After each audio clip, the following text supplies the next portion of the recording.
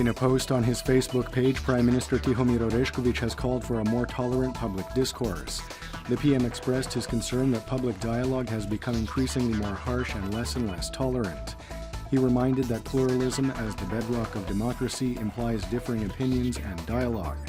The PM also said that while it was important to not forget the past, Croatia's goal must be a better future, noting that citizens with whom he had talked had shown more concern about their future rather than historic issues. He concluded, however, that this message was not being conveyed by the media, and therefore called on the media to rely on truth and fact as their benchmark. The Cooperation Council, which serves as an advisory body in the implementation of the agreement between the HDZ-led centre-right coalition and the most list of independent candidates, which form the majority in parliament, is meeting again today.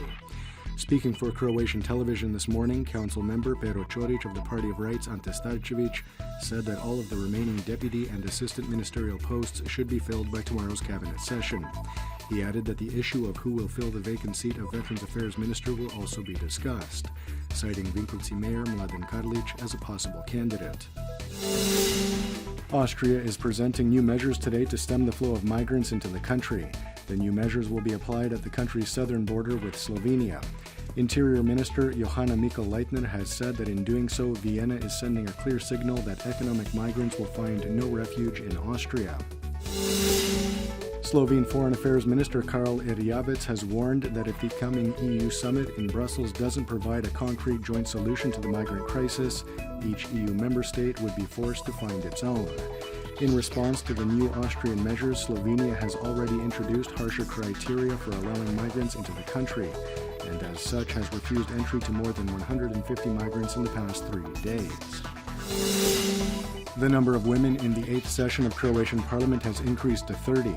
This means that the Women's Caucus now represents 1/5 of all MPs.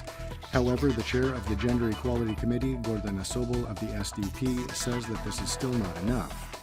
In comparison with other democracies, Germany has 36% female representation, the UK slightly less than 30%, Canada and France 26% each, the US Congress less than 20%, while Japan has 15%.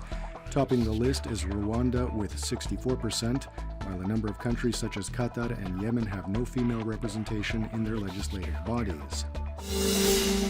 The draw for the semi-finals of the Croatian Football Cup was held yesterday, pitting Rijeka against Slaven Belupo and Hajduk Split against longtime rivals Dinamo Zagreb.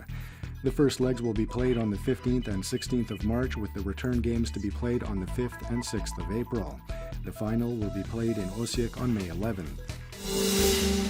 Predominantly overcast with rain and heavier downpours in some places and thunderstorms on the coast. Gorski Kotar and Lika will see some snow. This will spread to northwestern reaches of the interior as temperatures begin to drop at the end of the day.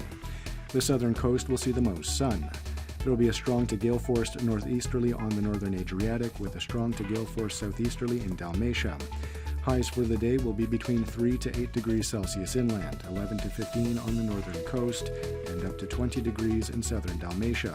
The 3-day forecast for the interior calls for unseasonably warm temperatures and some rain, especially on Wednesday afternoon when there will be some snow at higher elevations, and Thursday evening. Windy on the coast with rain on Wednesday and in Dalmatia on Thursday.